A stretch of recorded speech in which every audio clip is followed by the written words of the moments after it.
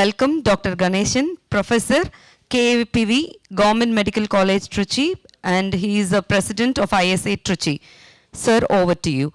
And Sir is known for his Sonamaster Conference and Endiran Workshop happens consequently every year in Trichy.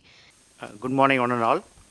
I thank the organizers of Preeti Anesthesia Update for trusting us and allowing us to present in this August gathering. A special thanks to Dr. Balaji and Dr. Suresh and the chairman, Dr. Sivakumar. And as thanks to Dr. Narsimhan and Rajaram, who have made our job very simple by putting exciting videos of the cadaveric as well as the sonoanatomy of brachial plexus. I thank my colleague Dr. Sindhil Kumar Mohan, who has made this presentation very much possible, and I have been helping all times, started from my earlier days of ultrasound in nerve blocks. What are we going to discuss in this next 20 minutes? About the supraclavicular approach of the brachial plexus, where to keep the probe, how to have the idea of the ergonomics. Ergonomics is nothing but where you stand, where the patient should be, how the needling should be, where should be the machine. You cannot stand this side and the machine should be not on the opposite side. And the sonoanatomy, how to angulate the probe. At one point you see everything, at another point you see nothing. When the superior or the senior shows you see everything, when you keep the scan you show nothing. And depth adjustment is most important, and ideal scan position for needling, because you may be able to see all the structures, but when you have the needle you cannot see the needle itself. And what is the corner point injection, what is the next injection at the other side, and most of the times the problems with the supraclavicular brachial plexus approach is the missing needle. Where does the needle go? You see the plexus, but the needle is not seen. When you see the needle, you don't see the plexus. What can be done? And how to approach the suprascapular nerve block? Why posterior approach is more preferred than the anterior approach? And this is the common slide. Here the interscalene given at the roots, and the supraclavicular approach you give at the trunks and the divisions of the trunks. Because in the supraclavicular approach of the brachial plexus, you see bunch of grapes. You don't see only 4 or 5 roots, because they have divided, the trunk has divided, and it will be in 6 or 7 numbers. And below the clavicle, you have the infraclavicular approach. It is at the level of the cords, and the axillary is at the level of the individual nerves, namely the radial, ulnar, median, and the musculocutaneous nerve. And coming to the supraclavicular block, it is called the spinal of the upper limb, because this was the first block to have been performed by any of the anesthesiologists. It is so dense, it's complete and fast. You approach at the level of the where? Trunks and these divisions. The needle is approached between the first rib and the clavicle. Which surgeries can be performed? You can do surgeries comfortably below the mid-humerus and the forearm and the hand. Ergonomics. See the position of the anesthetist. The anesthetist has to be made comfortable. You should sit in such a position, otherwise your hand will tremble like anything after some 5 or 10 minutes. Here you can rest your hand on the table, and the anesthetist should be able to see the needle movement and also the needle location in the ultrasound machine monitor. You see, everything should be in a straight line. This is the ergonomics to be followed for the supraclavicular approach. You see, they made a head-up position. As you see, they made a head-up position. Rather than keeping a pillow under the shoulder, makes more uncomfortable for the patient. You can just put a reverse Trendelenburg head-up position, and you keep a head ring at the occiput so that the head doesn't move at all. So he has some space beneath to make adjustments of the needle to approach the superior trunk or the middle or the inferior trunk. Coming to the position, the head of the bed is elevated. As I told, the head is turned away. Turning the head to the opposite side makes the sternocleidomastoid prominent.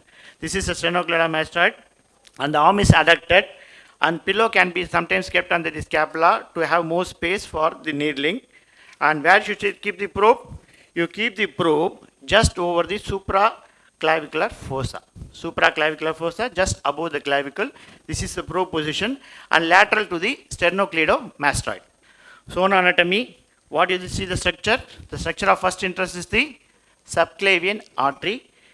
The nerve is found lateral to the artery. Wherever the neuromuscular bundle goes in the body, the nerve is almost always lateral to the artery, as you see in the femoral triangle also. VAN, vein, artery and nerve. This is the artery, and a bunch of grapes found lateral to the artery is the brachial plexus.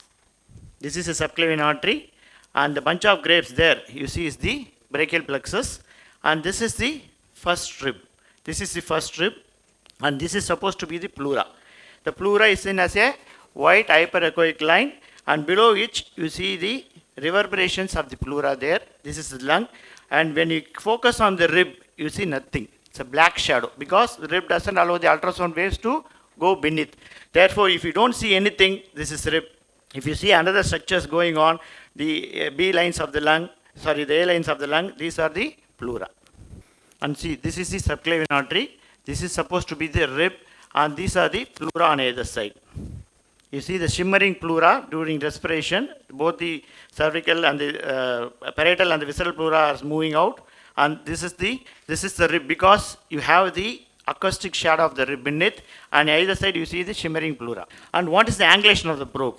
You see the probe is kept on the supraclavicular fossa, just above the clavicle, lateral to the sternocleidomastoid. When you keep like this, you see the subclavian artery, but beneath the subclavian artery, you see the pleura there. Okay. When you angulate the probe into the thoracic cavity, you have to angulate the probe into the thoracic cavity. You see the rib coming out, the pleura going out beneath the artery, and you have the pleura on either side. But the pleura is absent here because you are scanning over the rib here. This is the plexus. Another video of angulation. You see the probe is here. The anesthetist is trying to angulate into the thoracic cavity. You see the pleura going out on either side, and you see the rib because it is the rib because you have only deep black shadow beneath it. This completes the angulation of the probe. And what is the ideal depth? Sometimes, most of the time, you see the subclavian artery and brachial plexus, but these are unwanted information. This is the rib because you have the acoustic shadow. This is the pleura, shimmering effect is there. This is unwanted information. If you have image like this, you have only little space for the needle to be visualized, and the drug injection cannot be very confidently witnessed. And this is another depth reduction is there, but these are all unwanted information. Nothing is going to be seen or known there. And therefore, you have a reduction in the depth leading on to visualization of the artery and the plexus, and you can see individual trunks getting blocked as you inject the local anesthetic. So this is the ideal depth for the supraclavicular approach of the brachial plexus, which is the ideal position of the probe. Previously, you are concentrating on the subclavian artery here and the plexus here, but this is the ideal position for needling. This is ideal position for needling. You have to see the artery. You should not miss the artery, but you have more space here because you can visualize the plexus, and you can easily see the needle coming out laterally, and you can adjust the needle up and down to anesthetize the superior, middle and the inferior trunks separately. Therefore, if you have a visual like this, the artery cannot be missed, and you have adequate space for the needle to be seen entering from the lateral side. What you are going to discuss only is an in-plane approach of the needling. The needle should be just shallow beneath the probe of the ultrasound beam so that you don't miss the needle anywhere as the needle advances further. You should be very careful not to injure any vessel because subclavian artery is not the only vessel there.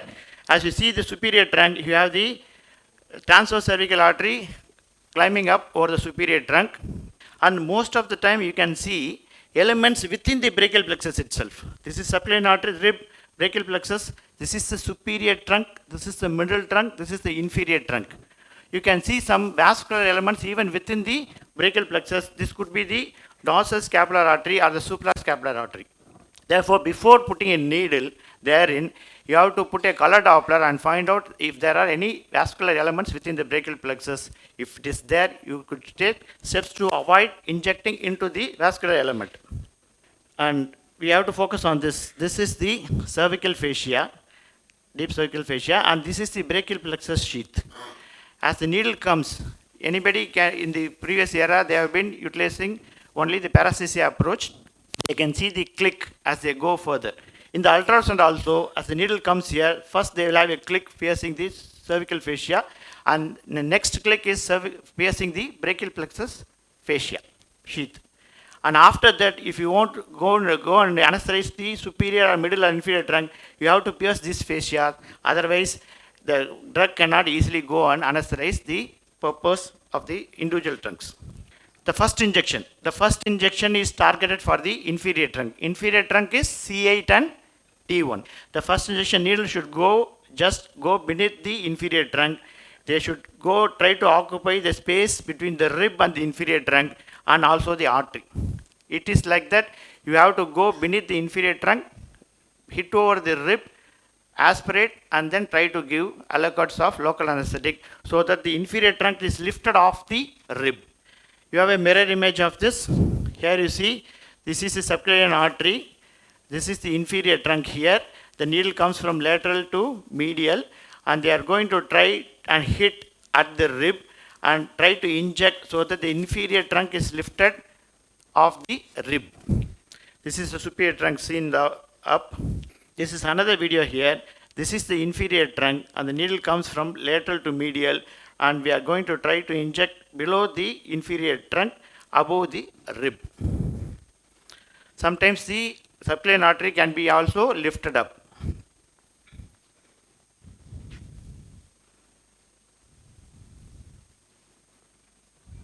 This is another injection of the same patient. The idea is to peel the plexus of the rib and the artery. This is the corner pocket injection, because if you start injecting over the superior trunk first, this may go beneath and you will be finding it very difficult to anesthetize the inferior trunk. The most often left out part in the brachial plexus of the supraclavicular approach is the inferior trunk sparing. Therefore, the corner pocket injection is the first and foremost to be given. Next point of injection is between the superior trunk and the middle trunk. Next point of injection is between the superior and the middle trunk. You see, this is the superior trunk. The needle is coming from lateral to medial, and this is the inferior trunk. This is the inferior trunk. Our needle is trying to get position in between the superior and the middle trunk. Therefore, the middle trunk is brought down.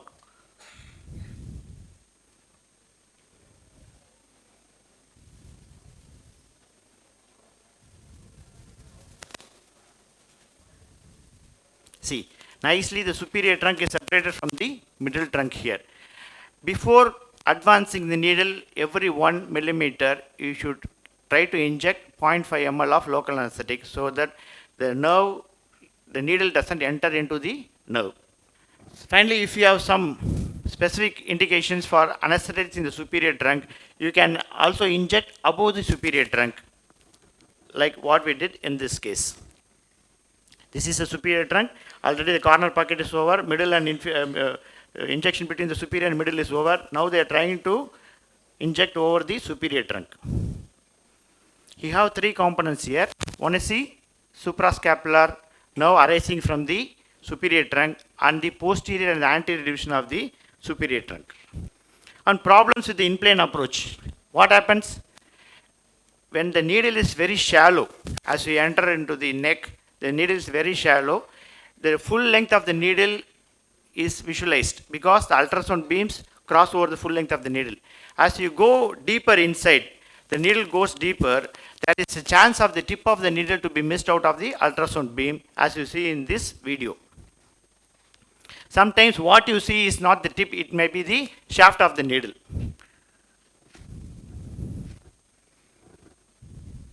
As the needle goes deep inside, see, all the waves are not reflected by the needle.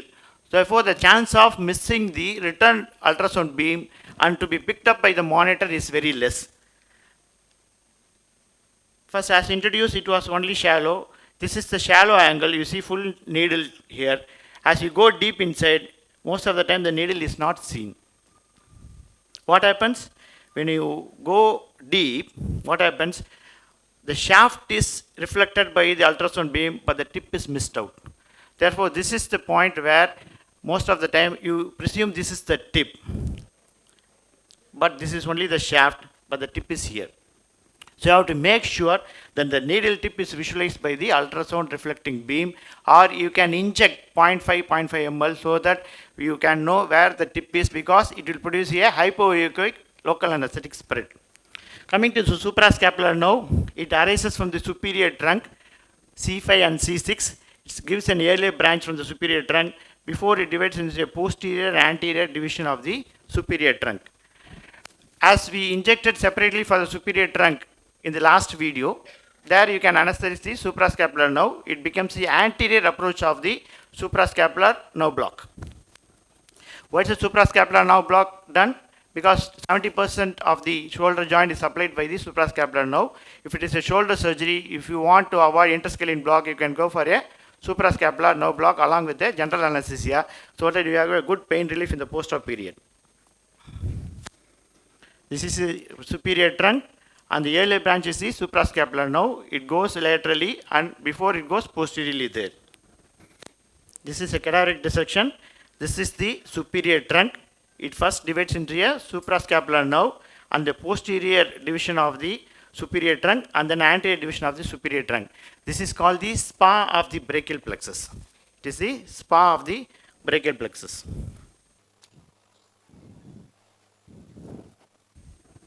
As you see, the shoulder joint, acromioclavicular and the glenohumeral joints are supplied by the suprascapular nerve. This is the sensory innervation of the suprascapular nerve. The motor innervation is the supraspinatus muscle and the infraspinatus muscle.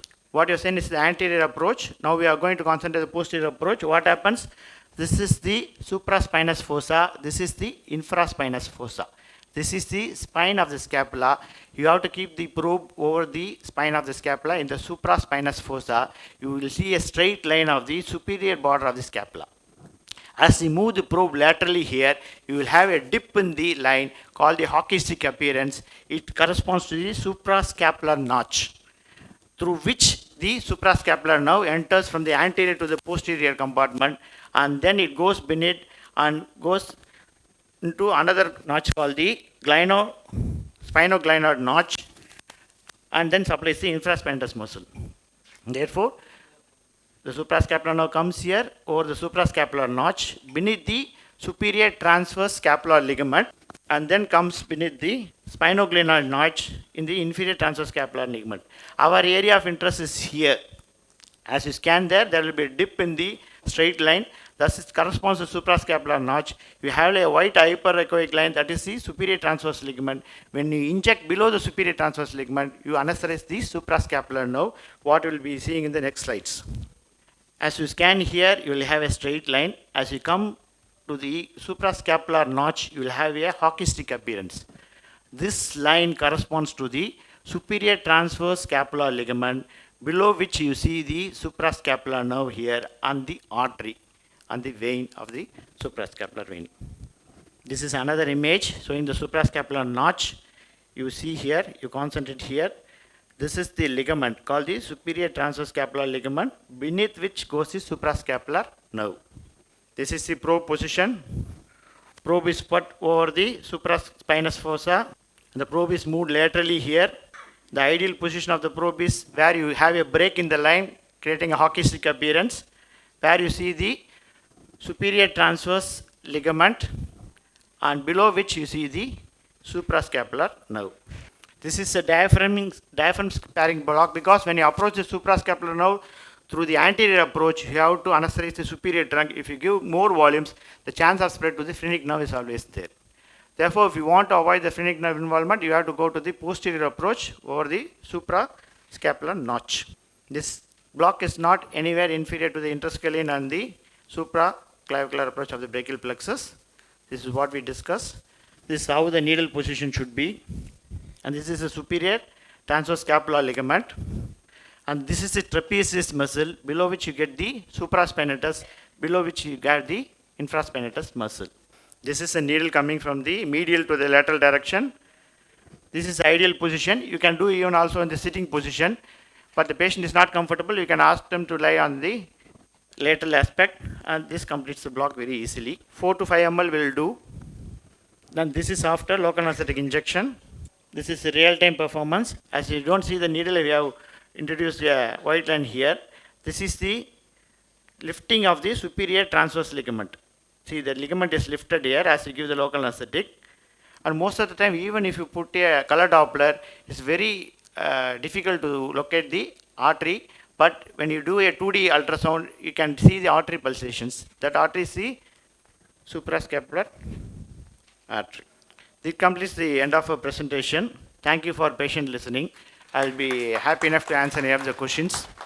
Sir, for upper trunk and middle trunk, can we go out of plane, sir, if it's so superficial? You can go out of plane. But Is there any contraindication, no absolute contraindication, no, contraindication? it is up to the performer.